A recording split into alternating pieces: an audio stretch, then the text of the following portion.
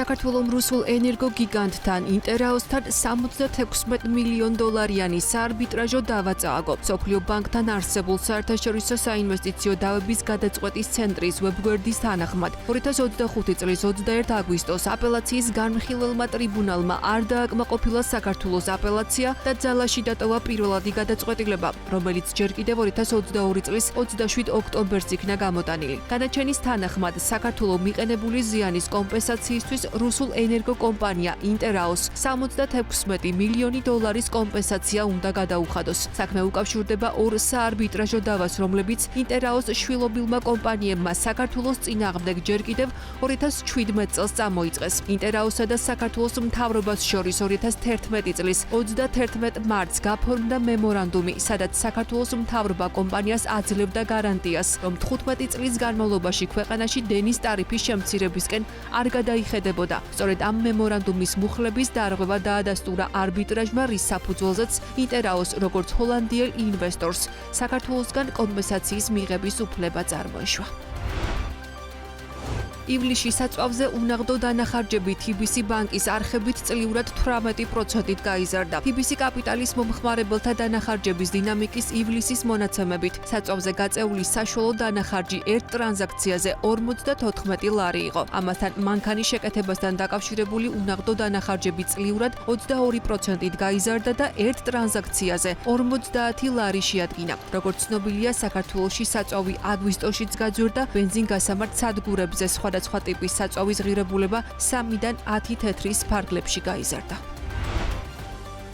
საქართველოს 7 თვის ჭრილში ნავთობისა და ნავთობპროდუქტების შეძენა გაუიაფთა. კერძოდ იანვარ-ივლისში საქართველოს $7,556,000 ღირებულების 970,000 ტონაზე მეტი ნავთობპროდუქტები იყიდა. ეს ღირებულებაში წლიურად 5.6%-ით შემცირებული მაჩვენებელია, ხოლო მოცულობაში 6.7%-აა გაზრდილი. ნავთობპროდუქტების იმპორტის 44.8% რუსეთზე მოდის. წელს იანვარ-ივლისში ქვეყანაში $366,114,000 ღირებულების 478,000-ზე მეტი ტონა რუსული ნავთობპროდუქტები შემოვიდა. შეძენილი საქონლის ღირებულება წლიურად 1.6%-ით არის შემცირებული, ხოლო მოცულობა 8.4%-ით გაიზარდა.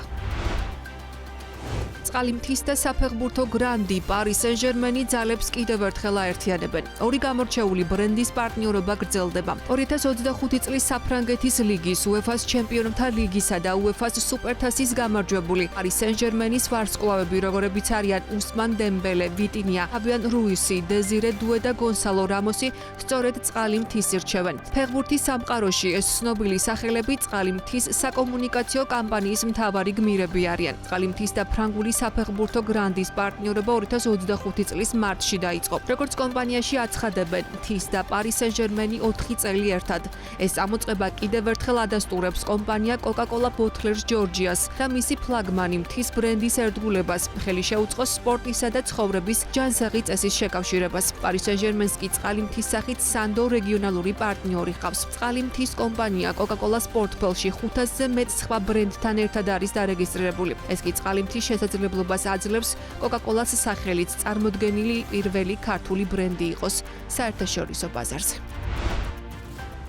2025 წლის იანვარ-ივლისში საქართველოდან ღვინის ექსპორტით მიღებული შემოსავალი 16.6%-ით $145.4 მილიონ-მდე შემცირდა, რაც წლის პირველ 4 თვეში რუსეთში გაყიდვების კლებით არის განპირობებული. ამასთან ღვინის უმსხვილესი საექსპორტო ქვეყნების სტატისტიკით გაყიდვები შემცირებულია ყაზახეთში, ამერიკის შეერთებულ შტატებსა და გერმანიაში. შედეგად ქვეყანამ 7 თვეში ჯამურად 49.5 მილიონ ლიტრზე მეტი ღვინო გაყიდა. მოცულობის მიხედვით კლება თითქმის 11 მილიონ ლიტრს შეადგენს. ოფიციალური სტატისტიკის მიხედვით 7 თვის მონაცემებით ღვინის ექსპორტში რუსეთის წილმა 61.6%-მდე დაიკლო, მაშინ როდესაც გასულ წელს ამავე პერიოდში ეს მაჩვენებელი 69.6% იყო. იანვარ-ივლისში საქართველოდან რუსეთში ჯამურად $89,615,000 ღირებულების 32.7 მილიონი ლიტრი ღვინო გავიდა, რაც გასული წლის ექსპორტს ღირებულებაში 26 13.2%-ით ჩამორჩება. მთავარ საექსპორტო ქვეყანაში ღვინის გადაზიდობის კლება რუსეთის მიერ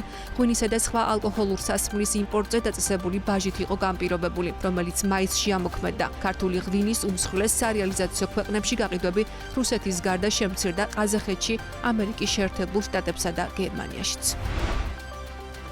2025 წლის 7 თვეში საქართველოდან ექსპორტზე $727,000-ზე მეტი, 1641,000 ტონა საზამთრო გავიდა. წლის ჭრილში ექსპორტის ღირებულება 668%-ით, მოცულობა კი 398%-ით არის გაზრდილი. აღსანიშნავია ისიც, რომ გასული წლის ანალოგიურ პერიოდში ერთადერთი საექსპორტო ბაზარი საქართველოსთვის სომხეთი იყო. წელს ამ პოზიციაზე რუსეთია, სადაც მთლიანი ექსპორტის თითქმის ნახევარი გავიდა. ამასთან წლევანდელი მონაცემებით რუსეთში საზამთროს ექსპორტი ბოლო 4 წლის მაქსიმუმზეა.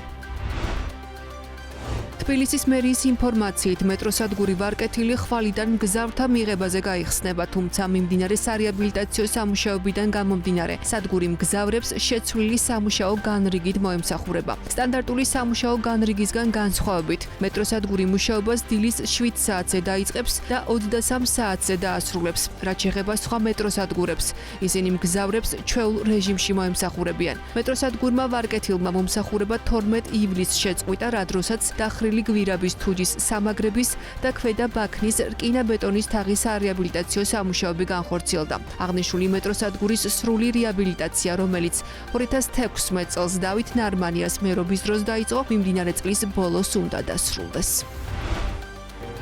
საქართველოს მსოფლიოს მასშტაბით მნიშვნელოვან სპორტულ მოვლენას მასპინძლობს. თბილისში ლეილა მესხის სახელობის ჩოგბურთის კორტებზე ბავშვთა საერთაშორისო ტურნირი Ten Pro საქართველო და Coca-Cola-ს თასი მიმდინარეობს. ღონისძიება 23-დან 31 აგვისტოს ჩათვლით ტარდება და მასში 17 ქვეყნის 300-მდე სპორტსმენი მონაწილეობს. ეს ტურნირი 2025 წლის ჩოგბურთის სერიის მესამე და დასკვნითი ეტაპია. აქამდე მსგავს შეჯიბრებებს ლეილა მესხის კორტებმა ივნისსა და ივლისში უმასპინძლა, სადაც 15 ქვეყნის 270 ჩოგბურთელი მონაწილეობდა. შეჯიბრებას საქართველოს ჩოგბურთის ფედერაციის, თბილისის მერიისა და კომპანია Coca-Cola Bottlers Georgia's მხარდაჭერით ტარდება. Coca-Cola Bottlers Georgia როგორც ტურნირის მთავარი მხარდამჭერი ჯანსაღი ცხოვრების წესის ხელშეწყობის ტრადიციას აგრძელებს. კომპანია, რომელიც ათწლეულების განმავლობაში მხარს უჭერს სპორტულ ღონისძიებებს როგორც გლობალურად, ისე ქვეყნის მასშტაბით,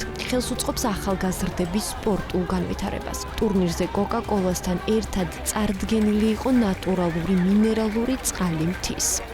Coca-Cola 10 წლეულებია საერთაშორისო და ქვეყნის მასშტაბით მხარს უჭერს საერთაშორისო ტურნირებს და სპორტულ ღონისძიებებს. ეს არის კომპანიის ურყევი დამოკიდებულება და პასუხისმგებლობა ახალი თაობისა და ჯანსაღი ცხოვრების მიმართ. ჩვენ უკვე მეხუთე წელია ამ ღონისძიებას ვატარებთ, სადაც სტარდება ყველაზე საუკეთესო აკადემიებში, ეს არის როგორც კლაისტერსის აკადემია, ჯოკოვიჩის, ნადალის და ასე შემდეგ. ჩვენ ვართ მათ სიაში. მე მინდა ვისარგებლო შემთხვევით და დიდი მადლობა კომპანია Coca-Cola-ს და მერიას გადაუხადო იმისათვის, რომ აი ესე გვერდში გვიდგანენ და ეხმარებიან ჩოგბურთის განვითარებას ჩვენ ქვეყანაში. წელს არის 300 სპორტსმენი და 17 ქვეყნის წარმომადგენელი. შეჯიბრება წრიული სისტემით ჩატარდა, რამაც თითოეულ მონაწილეს მინიმუმ 4 თამაშის ჩატარების საშუალება მისცა. ბავშვებს შესაძლებლობა ჰქონდათ 200 საკობრივ კატეგორიაში ესპარეზათ, რაც მათი სათამაშო გამოცდილების გაზრდას უზრუნველყოფდა. ტურნირში ერთეულთა თანრიგში 10-დან 16 წლამდე ასაკის როგორც ვაჟები, ისე გოგონები მონაწილეობდნენ. ფინალური მატჩები და დაჯილდოების ცერემონია 31 აგვისტოს შედგება. ტურნირი კი საზეიმოდ დაიხურება. ტურნირი ფაქტობრივად მთელ მსოფლიოს მოიცავს, რადგან აქ სპორტსმენები საქართველოდან, ესპანეთიდან, გერმანიიდან, ამერიკიდან, ინდოეთიდან და სხვა ქვეყნებიდან შეიკრიბნენ.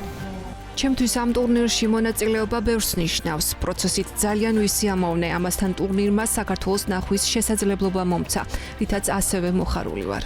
ეს ჩემთვის ძალიან დიდი გამოცდილებაა, იმიტომ რომ სხვადასხვა ეროვნების ხალხთან და ბავშვებთან მიწევს თამაში და ეს ძალიან მნიშვნელოვანია ჩემთვის და ასევე მათთვის. ახლა 17 ქვეყანა ჩამოვიდა, დაახლოებით 300-მდე ბავშვი და ძალიან დიდ გამოცდილებას მივიღებ როგორც მე, ასევე ყველა ქართველი. ძალიან რთული იქნება აქ გამარჯვების მოპოვება, მით უმეტეს ძალიან ბევრი კარგი კონკურენცია იქნება. ყველანაირად ვეცდები რომ მოვიპოვო გამარჯვება და იმედი მაქვს რომ მოვიგებთ. პროექტის მთავარი მიზანი ჩოგბურთის და ჩოგბურთელების ხელშეწყობა, ჯანსაღი ცხოვრების წესის პოპულარიზაცია და სპორტული ტურიზმის განვითარება. Coca-Cola ბოთლერს ჯორჯიაში დარწმუნებულები არიან, რომ მსგავსი ღონისძიებები მნიშვნელოვან წვლილს შეიტანს ახალი თაობის წარმატებასა და ჯანსაღი საზოგადოების მშენებლობაში.